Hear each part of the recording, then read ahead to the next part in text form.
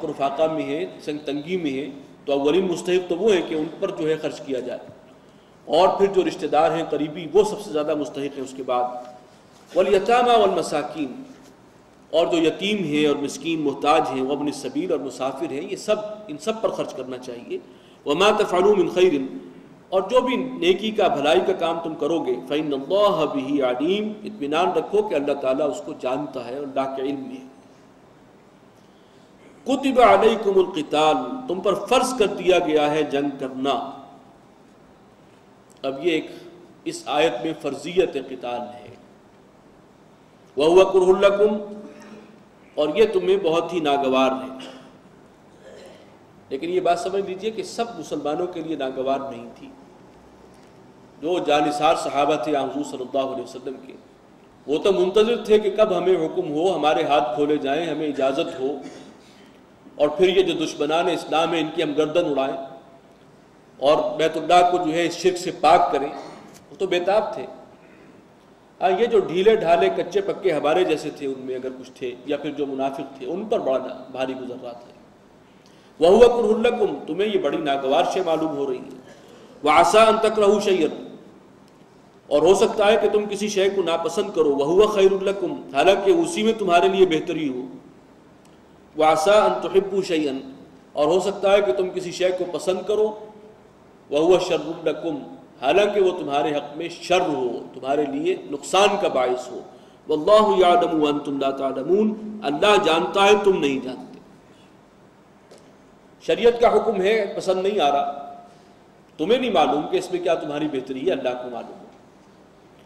اور اسی میں سمجھ لیجئے کہ دعائیں بھی، بعض دعائیں اس شکل میں قبول ہوتی ہیں، حدیث میں ہے کہ اللہ تعالیٰ کو معلوم ہے کہ یہ جو مانگ رہا ہے یہ اس کے حق میں بہتر نہیں ہے، اس کے متبادل جو بہتر شے ہے وہ اللہ عطا کر دیتا ہے۔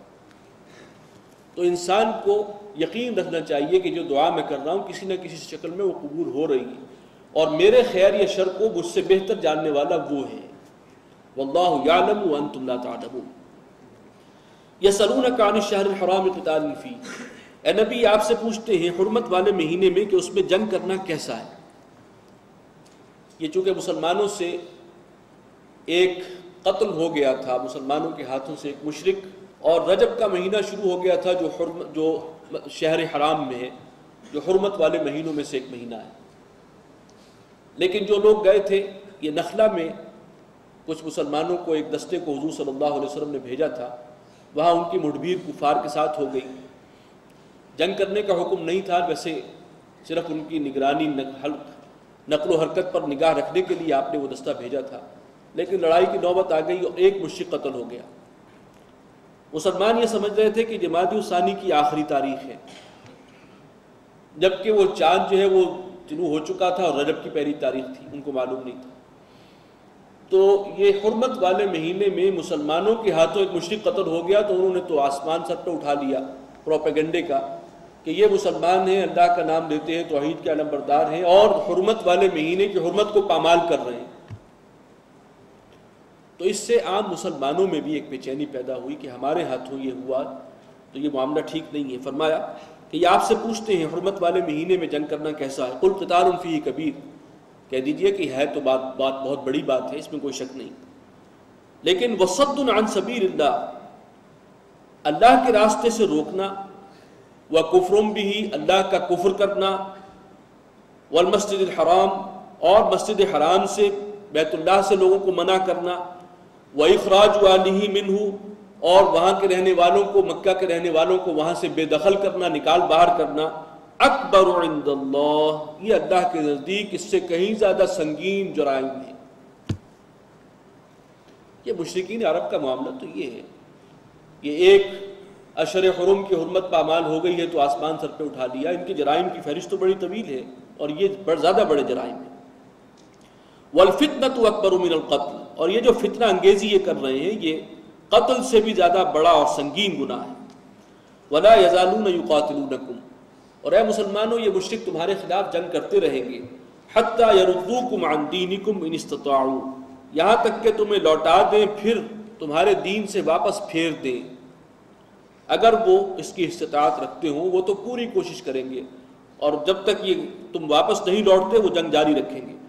لیکن وَمَن يَرْتَدِدْ مِنْكُمْ عَنْ دِينِهِ، سن لو تم میں سے جو کوئی اپنے دین سے واپس پھرا، جو کوئی شخص مرتد ہوا، فَيَمُتْ، اور اس پر موت طاری ہوئی، وَهُوَ كَافِرٌ، اس حال میں کہ وہ کافر ہی تھا، فَأُولَٰئِكَ حَبِطَتْ أَعْمَالُهُمْ فِي الدُّنْيَا وَالْآخِرَةِ، تو اس کے تمام اعمال حبط ہو جائیں گے دنیا اور آخرت میں۔ اگر اس سے پہلے اس نے کوئی نیکیاں کی تھیں اور کوئی حج اور عمرے بھی کیے تھے اور جنگ بھی کی تھی، قتال بھی کیا تھا، لیکن کسی موقع پر آ کر مرتد ہو گیا اور اسی حال میں موت آ گئی تو سب ضائع ہوا۔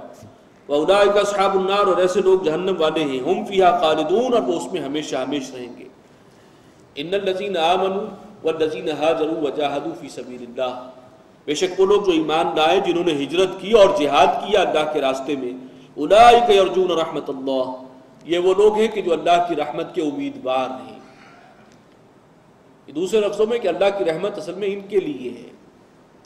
واللہ غفور الرحیم، اور اللہ تعالیٰ بخشنے والا ہے، مہربان ہے۔ بارک اللہ لی ولکم فی القرآن العظیم ونفعنی وإیاکم بالآیات والذکر الحکیم۔